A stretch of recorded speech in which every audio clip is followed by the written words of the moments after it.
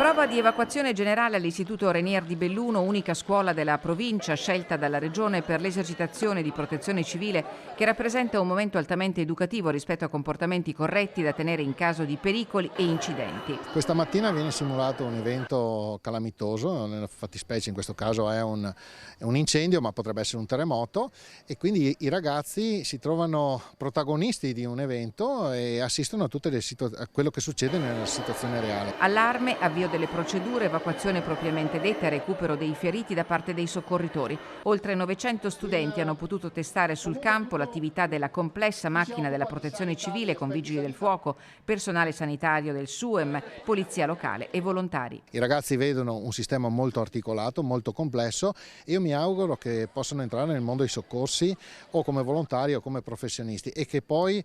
quello che imparano con magari pochi gesti che possono sembrare banali ma che sono fondamentali per rapportarsi al rischio, possano trasferirlo ai loro coetanei e anche ai loro genitori. Un progetto importante è quello di Scuola Sicura Veneto, nato nel 2016 e interrotto solo durante l'emergenza Covid, che ha dato il via ad un nuovo modo di approcciarsi alla cultura della protezione civile. Noi come scuola facciamo le evacuazioni 2 volte all'anno come da normativa, ma questa è stata un'iniziativa molto più grande, molto più importante. E i ragazzi hanno potuto vedere veramente come funziona la gestione di un'emergenza, che in questo caso era un incendio simulato. È stata una lezione importantissima. Al termine dell'intensa mattinata il briefing con il funzionario dei Vigili del Fuoco Fabio Ierman, il primario del SUEM 118 Giulio Trillò, l'assessora comunale alla protezione civile Lorenza De Cunovic e il sindaco di Belluno Oscar De Pellegrin. Avere questa opportunità credo che sia un tempo veramente ben speso, quindi oggi vi avremo tolto dalle attività normali di scuola, ma secondo me